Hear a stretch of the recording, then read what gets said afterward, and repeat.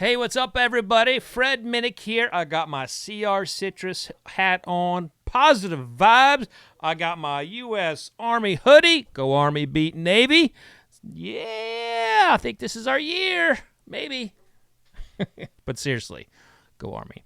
But today what I'm going to be doing is I'm going to be giving you the top 20 best-selling bourbons on the Drizly app. So Drizly is an app that is connected to more than 4,000 stores in the United States, and these numbers are based on dollars earned. So it's not a quantity. It's revenue driven, and this is a top 20 list.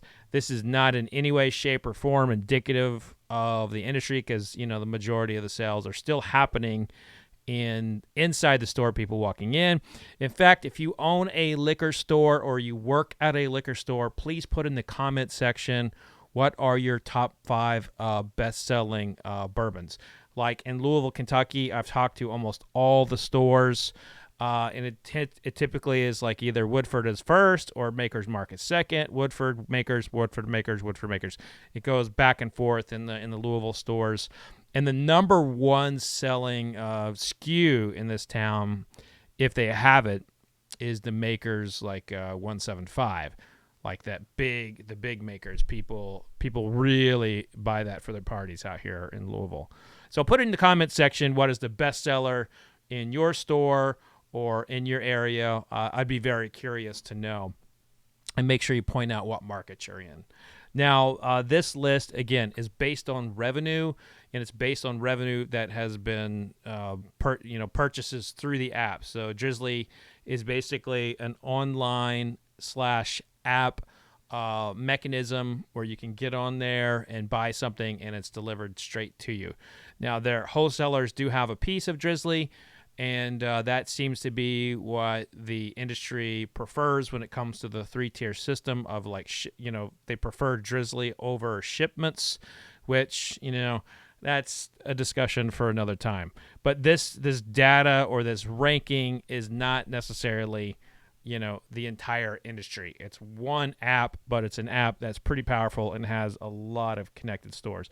And I find it interesting. I'm a big college football fan. I love the top 25, and I've always been fascinated with rankings. And so, most of the data is not public when it comes to the sales of bourbon. So this is what I'll take it. I'll take it. And if you happen to have a large liquor store chain or whatever, and you want to give me your top 25 list, your top 20 list every quarter, I'll take it.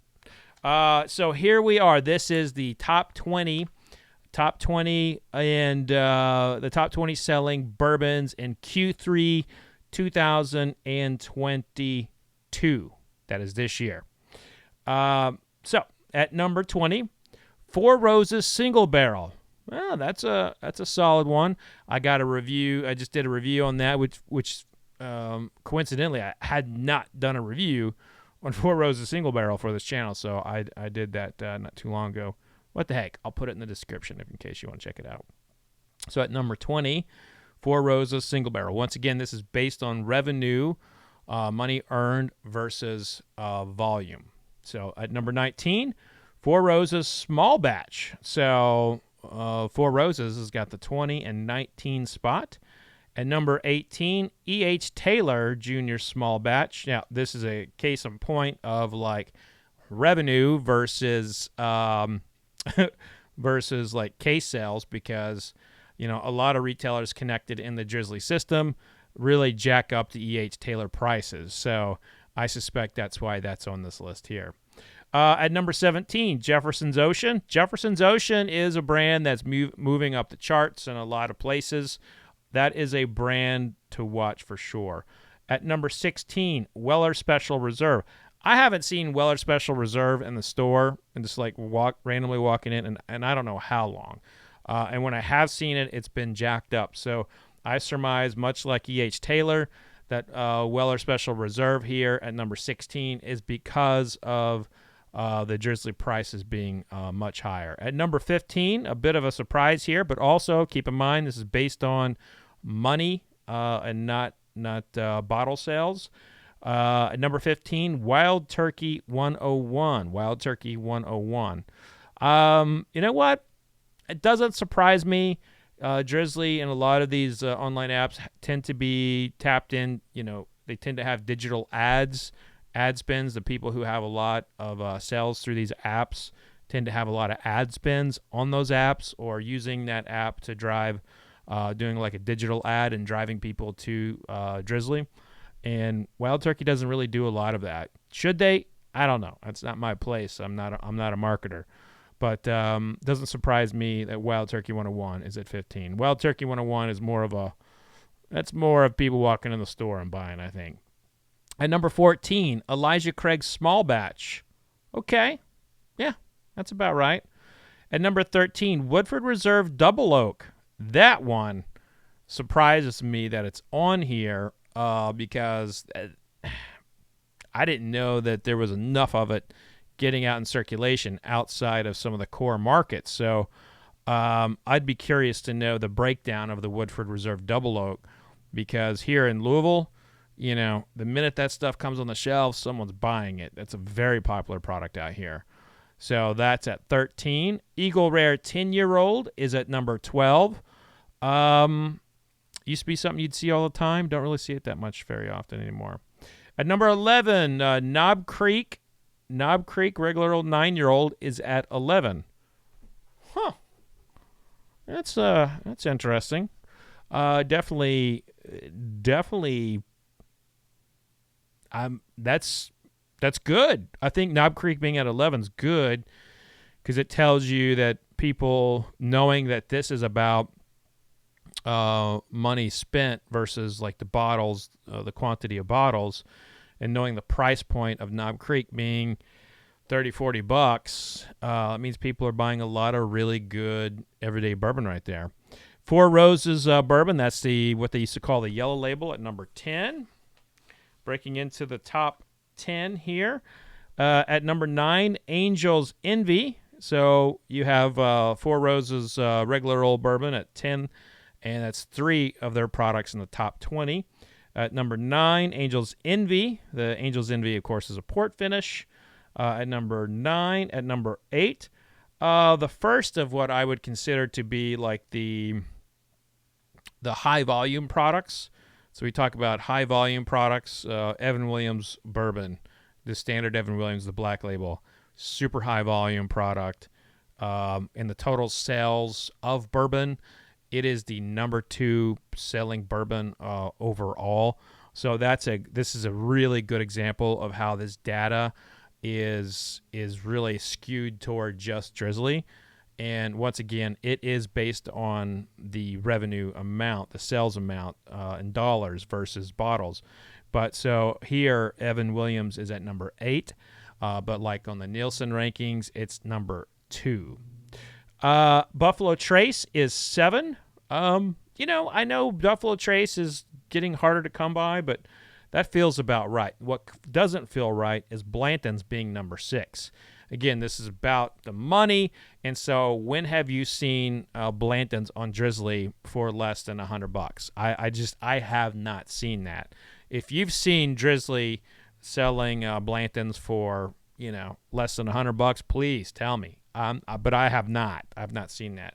So you can see a lot of store owners, not putting the bottle of Blanton's on the shelf and taking advantage of the Drizly clientele here. And again, Drizly clientele is different than the people walking in the stores, and there's nothing wrong with that. It is super serving a consumer base that doesn't want to, walk in a store and look for things, and doesn't want to get out of the house.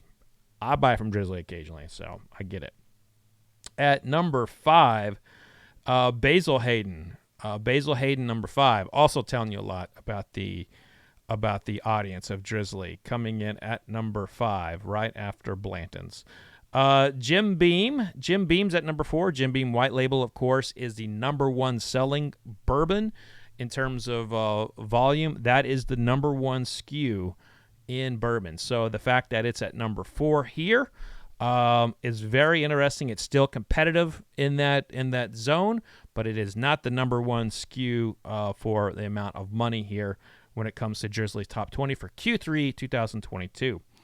At number 3, Woodford Reserve, good old standard Woodford Reserve. That is, to me, that is a compliment to both Woodford Reserve's quality, getting in front of people, getting people interested in them, probably as well as their digital ad spend.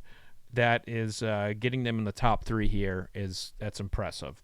Number 2, Maker's Mark. Maker's Mark, which has in the past been the number 1 selling bourbon in a quarter for Drizly, but this time it's number 2, and it falters. It loses out to the brand that kind of goes back and forth with, it competes with and that is Bulleit. Bulleit Bourbon is your number 1 selling bourbon on Drizly for Q3,